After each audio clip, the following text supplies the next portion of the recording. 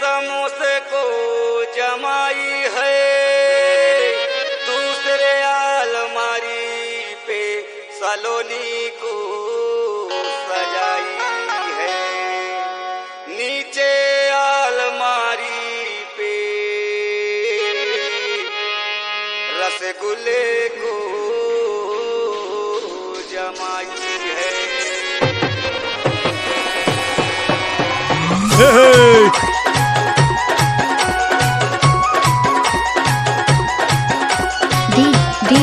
DJ Dev Prakash exclusive.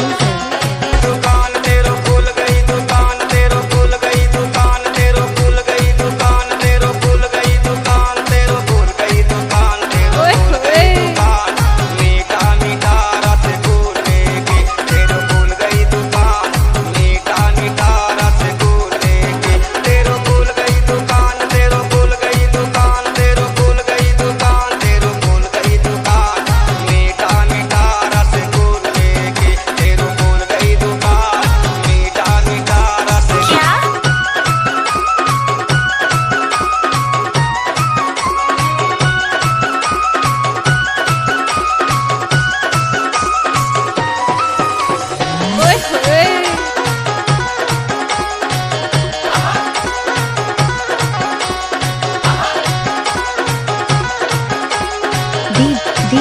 DJ Dev Prakash exclusive. गोरे गोरे गाल है, उमर जवान है, मुन्ना बदनाम है, आज Exclusive.